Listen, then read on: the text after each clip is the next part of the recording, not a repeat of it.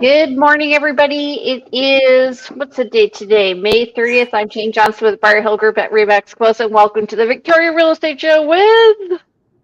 Hey everybody, Andrew Plank here with the Vibe Real Estate Group, and I'm with LePage. We also have our wonderful Jen Lowe, mortgage broker at DLC Modern Mortgage Group. How's it going? How's your week been going, everybody? Good. Yeah, I've been in systems a lot, and I've also got lots of good key handovers this week, so that's good times. Oh, good. Yeah, end of month. Busy. So tell me, Andrew, do you look at your schedule before you go, let's do a possession at this time? Sometimes it kind of depends on what sellers are looking for when we're negotiating. We definitely look at it. But and now that I'm doing volleyball on Tuesday nights, ideally I'm not giving keys away on 6 o'clock on a Tuesday. But you know, these are the things, right? Clients come first. But if all things are equal and we can make it work for a date and time that flows for everyone, that's the best. And we did actually have set up for 6 o'clock for possession on property in Sydney on Tuesday, but we were able to get 4 o'clock keys because everything had closed, and it all worked out. Yay, good for you. Yeah. Oh. I feel like we have it engraved in our minds, though, like either go with the 15th closing date or end of the month, beginning of the month, which is the two busiest times for lawyers as well. Oh, really? You know what? Okay, then I'm going to start changing mine to the second and the third week or whatever. Yes. Oh, they will love you. First and third week. Yes. But of course, they all have to tie in with one another and dovetail into the next transaction and stuff like that. Yeah. I had an interesting experience on Friday night, a week and a half ago. Or maybe it was Saturday night. The client was thinking of writing on Friday, and in the meantime, an offer came in, and so we thought about it. We didn't go into multiples, and then they're like, "Let's go." So we wrote the offer, and Bob's your uncle. We got it. Oh, good. So we scooped, and I'm thinking if the other realtor happy. They're not going to be happy with me. So anyway, funny faces. Okay, so today we're going to talk about downsizing. And this came about because I have lots of clients. Maybe it's because of my age. Maybe it's because of the number of years I've been in business.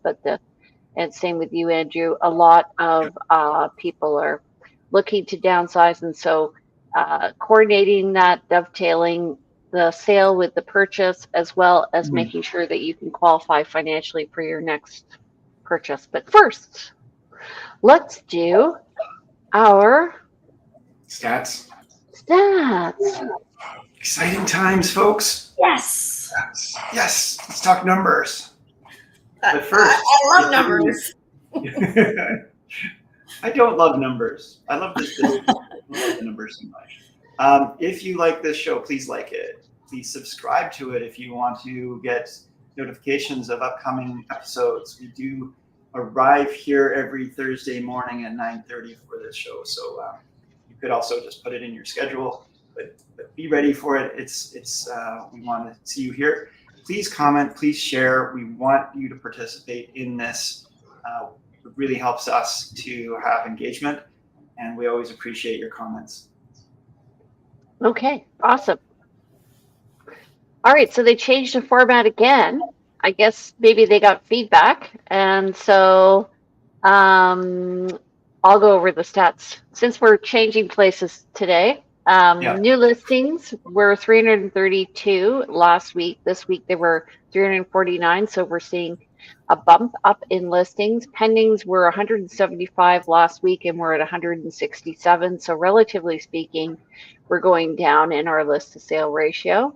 Price decreases went from 136 to 167. So this is an increase. This actually follows what we're saying for the list to sale ratio. So people are getting real on their pricing. And what's interesting is the pendings equal the number of price decreases, so 167. And 2 price increases, that's probably administrative. Back on markets are 5 last week, 3 this week, and solds are going to be high because we're at the end of the month. So it's 222. Good. Okay, let's go to the next slide. Andrew. All right, so a month to date, and we are really at the end of the month, but this was, these are always coming out on Mondays. So as of Monday, May 27th, we had 611 unconditional sales for the month of May. 1,441 new listings had come on market, and we had a total of 3,305 active listings. If we compare that to the week before, we are, obviously going to be up on all of those. Our new listings bumped by almost 300. Our net unconditional sales bumped by about 100 and do my math, 150. And we're definitely lower than May 2023 for net unconditional sales. For the full month of May 2023, it was 775, and by as we hit month end here, we're going to be definitely probably just around 650. I'm not sure. We're up for new listings over last year, and we're definitely up for active listings, where last year we had 2,189 at the end of May, and currently we have 3,305. Wow, that's a big increase. Yeah. So our inventory is definitely up. Our sales are down. So things are not as, running as fast as they were last year. And last year wasn't really this time last year. Things had actually started, were slower. But I still feel like we're in a good balanced market, maybe moving on the edge of buyers, but I don't feel like we're buyers yet. And we're going to look at that stats. We'll look at that next week when we're doing our month-end stuff. Huh. So interestingly, while we're chatting, I just got a text about downsizing from a realtor. Oh yeah? Are they watching the show? I don't know. I think it's just coincidental. Yeah. Hilarious. Anyway. Send them the link. Okay. So, Jen, any comments on that so far? With regards to what you're seeing in the marketplace in terms of how these numbers may relate to your business? Well, I feel like there's still lots of people. It's definitely picked up, but there's lots of people waiting to see what's going to happen next week with the Bank of Canada. I think that's so funny. Mm-hmm. Really, like when you think about it, everyone's going to be running at the same time. Yes. Why not? Well, like the group think is very interesting. Right, because this is waiting for the starting gun, and everybody will start out, and yet this isn't a race where you're going to get a penalty if you start early. So get ahead of those other racers. Yeah, the media. I mean, there's so much misinformation. The amount of people that do call, and I don't want to lock in my fixed rate until after next week. Well, your fixed rate isn't going to be affected, right, by the Bank of Canada. But anyways, yeah. Fair enough. Yeah, misinformation, confused information, and definitely folks talk again to your lender if you're trying to make a decision around what to do with your the strategy around these things, because they are in the know and they've got their finger on the pulse.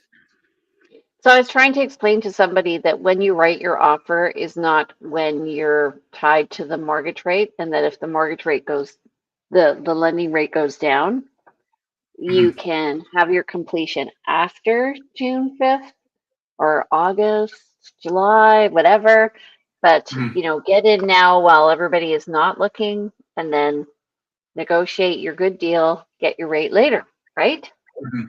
And that's the advantage of using a mortgage broker, in that I'm constantly watching the rates with those lenders, and we can move your mortgage from one lender to another if there's a rate special or what have you. Whereas your bank can quite often, they get you into the one rate and then you're done. You would have to reach out to them to see if the rate could drop. Yeah. Okay, right. Okay, speaking of what's going on, Jen, what is going on with the financial report? Yeah, well, we are waiting to see. The Bank of Canada meets on June 5th, and that will, I'm thinking we're going to have a rate reduction of 0.25% from prime rate. So there's definitely been a bit of a switch to people considering variable rates, hoping to take advantage of those lower variable rates as the rates come down. So one thing you mentioned, I don't know, like a few months ago, was people who are looking to renew in November or whatever should start now. Why is that?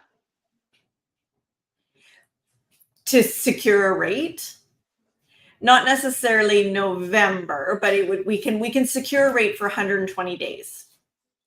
Okay. Yeah. Right. For purchasing or renewals, or both? Both. Okay. This is the challenge, and I know this is off topic, but the challenge with the new legislation coming in around the rentals is going to make it really hard, because we're going to now require 120 4 months notice to tenants, which means it's over 4 months notice when you take into account time for notice and condition periods, and that's going to go longer than the rate blocks. So there's a chance that something changes in the lender's policies or rates in that interim, and people will be left with their pants down. So yes. Yeah. And actually, I take that back a little bit. The sooner that you engage your mortgage professional, the better. If your mortgage is coming up for renewal anytime this year, I would reach out to your mortgage professional and create a plan. Because if you're looking at fixed rates, for example, I can go back. I mean, I've got clients that we have their mortgage renewal within the next month, that we started the process in February, and I was able to get them a really low 3-year rate. That right now the bond yield on the 3-year are much higher. So had we started that process later, their rate wouldn't be nearly as good. So Andrew's frozen. he is. All right. Frozen in time. Okay, we're going to talk about downsizing in Victoria. Here are the top tips for downsizing in case you want to. Hi, Andrew. Hello. In case you want to move, a lot of times people, especially like in their 50s and 60s, are going through a career change, or maybe their kids have left home. They're looking to downsize. It could be, we could just call this right sizing as well, I guess. Yeah, that's what we're tending to call it these days, isn't it? And that's more appropriate, because I'm actually working with people right now. They're empty nesters, and their child has left home some time ago, and they're realizing she's not coming back. But the funny thing is although ideally they should be moving to a smaller home, they like the idea of a bigger home. They're just going to have empty rooms, but it's the right size for them. It's the right size for them. Right. So maybe, let's talk about right sizing in Victoria. Just a different floor plan, I guess. A change. Been in the same home for so many years. It's time now for a change. This is, right sizing is emotional. Both there's emotional reasons for change, and there's emotional reasons for the hesitation in making that change. So it can be quite a journey. So yesterday I went to see a house on, I'm reverberating. So can somebody turn down their volume? I'll try it on mine. It's my Bluetooth was giving me problems, and that's why I ended up jumping out by accident. Okay. turning my volume down and see if that helps. Okay. Anyway, I went to see a place yesterday that, first of all, it had a carriage house, which I'm pretty sure the city doesn't know about. Mhm. And then it had a suite. So it had a second kitchen. Then it had a main kitchen. Then the primary bedroom was on the top floor, and I realized it was a lock away one. So there were potentially 4 different places where they could lock down. So this is, to me, is like the ideal home if you have kids, because whoever comes back, you just kind of like tell your Airbnb clients, bye-bye, see you later. Bring in your family. You can open up the whole house or close it all down. It was really cool. Huh. And just a thought. Anyway, okay. Why downsize? What do people come to you to say, Jen? It's usually a balancing act. Yeah. Do you buy first, sell first? Quite often their mortgage will be the biggest advantage is that, yes, they're going to have a lower mortgage payments, or perhaps getting rid of their mortgage altogether. Mm-hmm. Or if they have no mortgage already, they're pocketing money that they may need or want for their retirement. Right. I think it's just really simplifying their life. That's what it all comes down to when you say. There are people, I just helped someone move from, like, again, elderly couple, 5,000 square foot home on the mainland, downsizing into, more of a 2,200 square foot home. And I mean, it's hard when you're looking at all of your lifetime of furniture and things you've accumulated. But at the end of the day, you're not just downsizing your money costs, but you're downsizing, as it says here, your maintenance and making things more manageable and getting closer to family. That's a big part of it as well. Yep. I'm going to add that in. That's a good one. It's true. People follow their kids, I find. They do. And also, as you get older, you sometimes need more support, and kids will sometimes initiate this and say, we want our parents closer to us. They're in another city. We've moved, and the parents didn't follow because they had lived in that whatever city it was for years. But now it's getting to that time where the parents need some more supports. And yes, there are still kids out there that do take care of their parents and have good responsibility and want to. And yeah, so that can be one of the reasons. I had a client who left Victoria to follow their daughter to England, and the daughter wanted to have nothing to do with them. So they gave everything up to be with their daughter. They only had one daughter. It was really sad. Anyway. That is sad, and anyway. We're not counselors, folks, although we play them on TV sometimes. So the other thing is making sure that you have enough money to buy, especially if you're changing your job or you're moving into retirement. Maybe, Jen, you want to talk about that? The challenge can be your deposit. So quite often, if people are downsizing, they put all their money into their current home. They might be mortgage free, but where do they come up with their deposit for purchasing the next property? Right. So they may have equity, but not cash.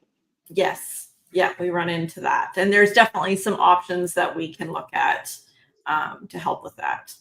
I mean, so let's talk about deposits really briefly, because first of all, not everybody realizes a deposit isn't a requirement of a real estate purchase, but it is something that gives the seller a lot more comfort. But we've all seen like $1,000 deposit or a small amount of deposit, and again, it could be $1 or nothing, and it's still a legally binding contract. But it's the comfort that it gives the seller that the buyer will be there, that there's some skin in the game at closing day. And so generally speaking, we're going to be seeing deposits of $20,000, $30,000, sometimes $50,000 or more. And unless you have that money available somehow, the seller might not give your offer as much, might not take it as seriously. it has to be painful enough that if they don't go through, that there's an incentive for them to go through, I should say. Right. So that if they don't go through, it does hurt Yeah. the buyer. Yeah. And so when you remortgage or you are looking to, like, maybe the move before your last move, so it was a good idea to get a line of credit, wouldn't you say, for that, things like the down payment or Yeah, or if deposit? you're looking towards retiring and making this move in a few years or whatever, definitely setting up a line of credit, as then it's going to give you that ability to put cash down for your deposit. As long as you've still got room on your line of credit and you haven't been using your line of credit as partial retirement income. And that's one thing that some people will be doing. There are a lot of people out there with, because again, moving on towards retirement or have retired, have very limited income, and their home is their only equity. And that's where the downsizing really helps, but you can also get yourself locked into a situation where it can make that move difficult. And that's where, again, consulting with professionals and just even knowing that, you have more options generally than you think you do. Even what you were mentioning with right sizing, I've got some clients right now, their family has changed, their kids have gotten bigger, so they're wanting to move from a townhome to a single family home. The ability to port your mortgage, take your mortgage with you, that's always, depending on your lender, it's a great option to explore, especially those that locked into really, really low rates in the 2020, 2021 time. Yeah, Right. I'd be paying off that mortgage. Okay. So the other thing is meeting with your realtor beforehand. And this often happens when I get a referral from a mortgage broker. Somebody says, I want to move. We talk about what the value of the house is first. And then we're looking at what the equity they're going to be taking out of that to determine what the budget is for the next property. But of course, it's always easier to sell before buying. What do you think, Andrew? Sorry, I was thinking about color schemes for my Vibe real estate group. Blanking out. Well, what color? Well, we've got a blue. Maybe I can share screen and. No. Okay. Anyway, know the value of your current home before you sell, because you want to know how much money you're going to have coming out. So that, again, working backwards and working with your financing and understanding your purchase price will be based on what your selling price is on your home. So yeah, and I'm working with folks right now. We are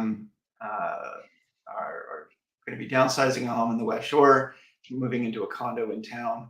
And the very first thing to do and understand is, before we start shopping for a condo downtown, is understand what are they going to be able to get out of the home, and that just defines and helps to focus our efforts for what to look for. And even though we aren't really in a position of buying without having the home under contract, because we can bridge, but we still need to have a firm contract.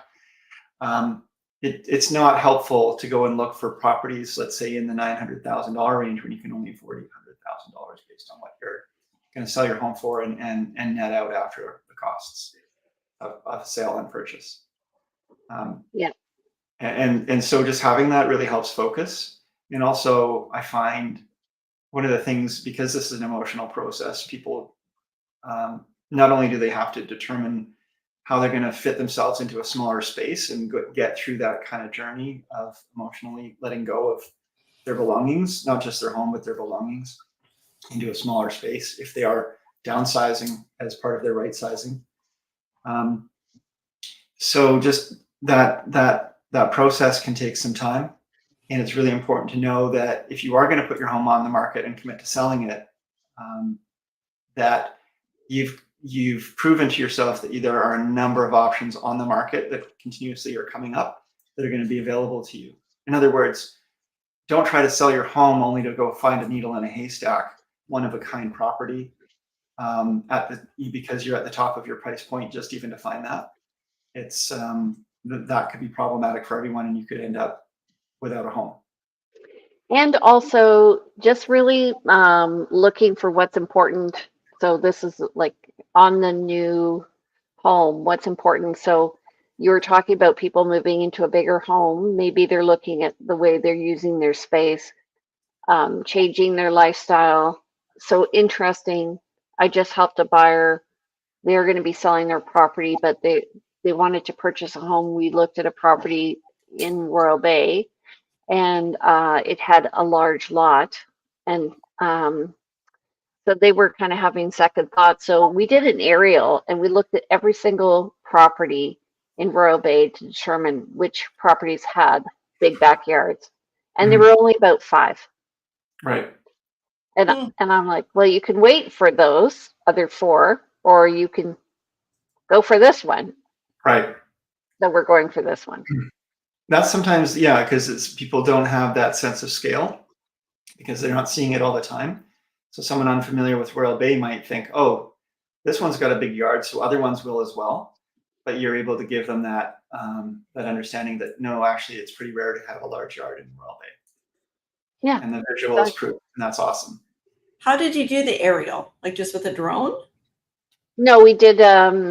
We went to CRD maps. Yeah. We just did a big picture view of all the developments there. And so you were able to see where the houses and the carriage houses are, or the garages. And the ones with the double car garage attached tend to have bigger yards. And then we looked at where the layouts of the houses were on the lot. It's actually simple. It sounds simple. CRD Atlas. Just Google CRD Atlas, folks. Capital Regional District Atlas. And it's really useful. The different municipalities do have their own GIS sites as well quite often, but the CRD Atlas will capture pretty much all of them. Yeah. You know what the essential thing though was, so this is interesting, is having a discussion with people on what is their priority, because you know, and Andrew, I'm sure you'll agree, when you're going around and you see somebody fall in love with the home and you realize it has none of the characteristics that they were saying they wanted. Yeah. You really want to stop them making a mistake. You do, and yet at the same time, you really need to understand what it is about that home that doesn't match everything they've told you that they are now liking. And there was an interesting conversation with some clients recently. This is really timely, this discussion, because I've got a number of clients in this process, and it's probably because I've gotten 18 years in the business and grown up with people, and now we're all sort of moving into that phase. But they were, where were we going to go? They were saying, like, we started out looking areas like Broadmead, moving from one area to another, and just they started looking for something kind of specific. And I had a conversation. We got kind of dialed in on what they're looking for. The next thing you know, I get a call like, hey, I went through an open house on this waterfront in the Highlands. It's lakefront in the Highlands. I really like it. Can we go look at it? And completely different than what they were looking for. And then there's, maybe we consider something downtown, and it's completely, again, a different thing. I had a conversation, realized you guys are really just looking for a change. You've been in the same place for so many years. And what that change looks like, it could be a downtown condo. It could be a lakefront on Prospect Lake or Fork Lake or whatever. Or it could be, just a new home in Broadmead. It could be any of these things, as long as it represents a new chapter in their lives. And so It's really hard to define what they're looking for, but they're looking for both a space and a feeling.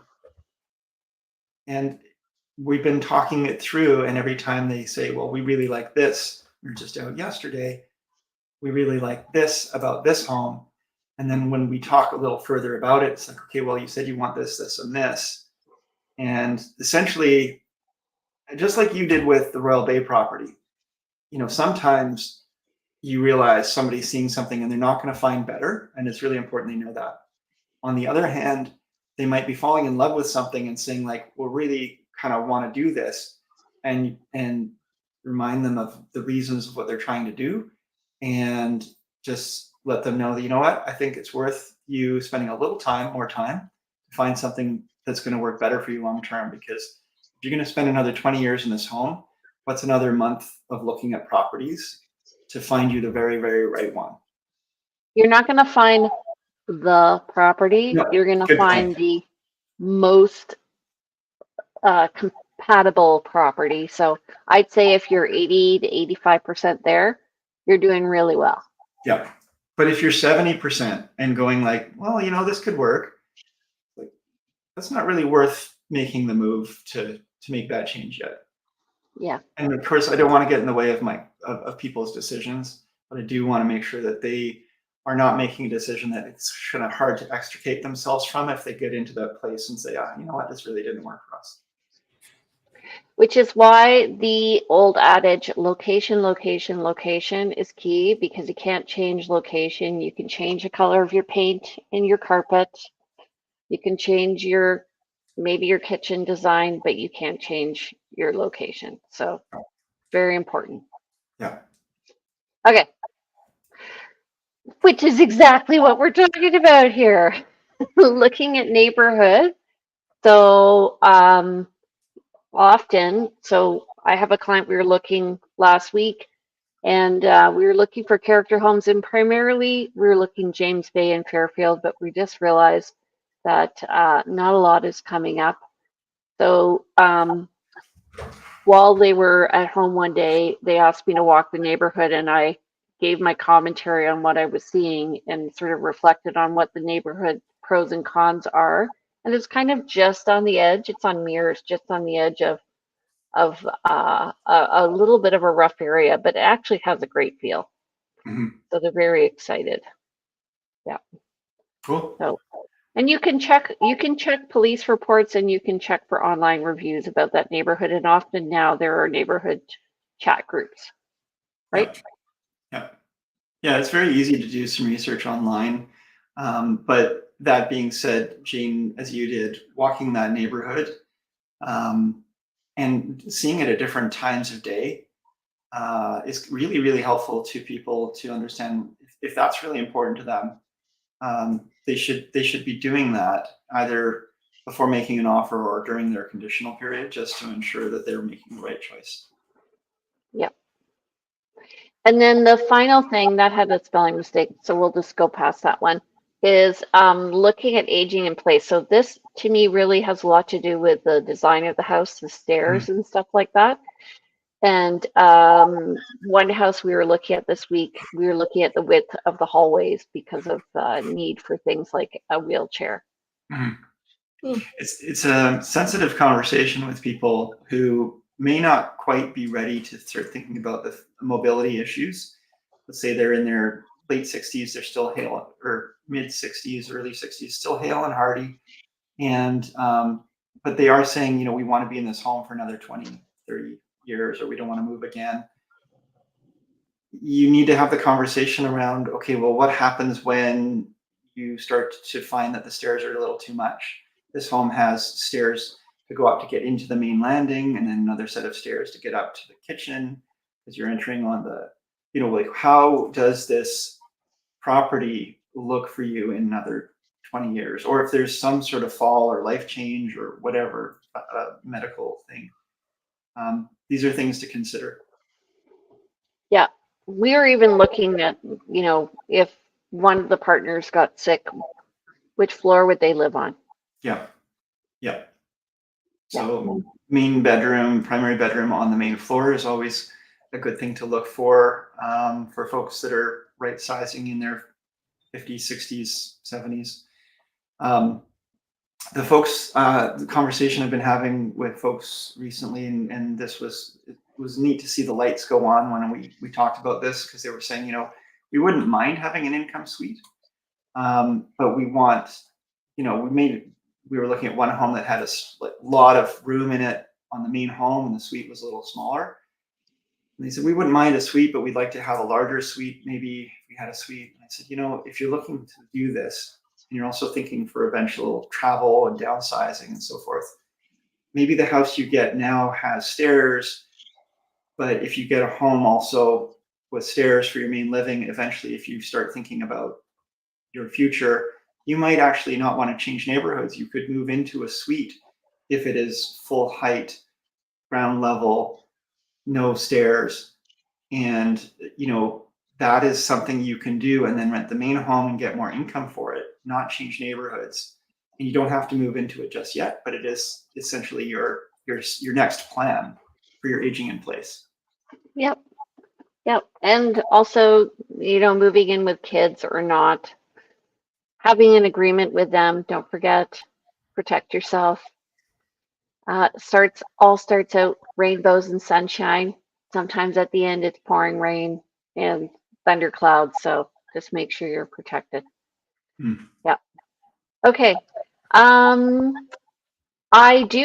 have connected with a downsizing specialist. She might not be able to make our regular time, so we might do an interview offline and then record it. So Okay. If that happens, we'll let you guys know. But I think it's important to talk with people who are actually in the process of working with these people and right sizing them. In the right sizing. So Yeah. what's the takeaways, folks? Like, talk to your lender early, talk to your realtor early, just to get everybody on the same page and start to get that advice that can help direct your attentions early. Really consider what your needs are. Talk to your partner too. If you're partnered up about your needs, talk to your family too. Those are kind of things that you might want to consider when you're thinking about your right sizing, downsizing. You guys want to wrap any of that up? And yeah, get a team in place, and often your realtor will be working with people who can help you, so you don't have to go through it all by yourself. I find a lot of people overthink it, and we go through this all the time. It's easy for us, like, here, talk to that person, talk to that person. So. And there are definitely companies out there that do the downsizing supports. They will pack for you, they will organize for you, they will make sure that the photos are, gathered together in one spot. They do this over and over and over again for people, and they know what they're doing. Yeah. So you don't need to touch every single piece of every picture. Yeah. That's what takes a long time, Yeah. I think. Okay. So I have to get going. So how about we just close out now? If that's okay. Don't forget, you guys, we are on every Thursday morning at 9:30. So if you have questions or you want a topic covered, please message either Andrew or myself, or even Jen. And how do they reach you, Andrew? Yeah, I'm at 250-360-6106, or email me at info@andrewplank.com. And I'm happy to converse with you about all things real estate, or things that are not real estate. Why not? Let's just let's get to know each other. Okay, and is your website andrewplank.com now, or? It sure is. It still is. We've got a Vibe Real Estate coming that will probably transition all team stuff too, but andrewplank.com. It's been around for years and is going to have a lot of info there, including these shows, links to the shows. Awesome. Jen, how do people reach you? Yeah, I'm at 250-217-4925, and email is j.low@dominionlending.ca, and my website is jenlow.ca. All right. And if you want to reach me, I'm Jane Johnston with the Briar Hill Group at Remax Camosun. You can reach me at 250-744-0775. You can email me at briarhillgroup@gmail.com and visit me on the web at briarhillgroup.com. Don't forget to check out these shows and more at victoriarealestateshow.com. And if you want to follow me, I'm so much fun on Instagram at realtyteacher_remax_Victoria, or you can follow our group at Briar Hill Group. Take care, everybody. Gotta go hunting. Have a great week. We'll see you next time. Bye, guys. Thanks, Jen. Thanks, Jane. See you next week. See you next week.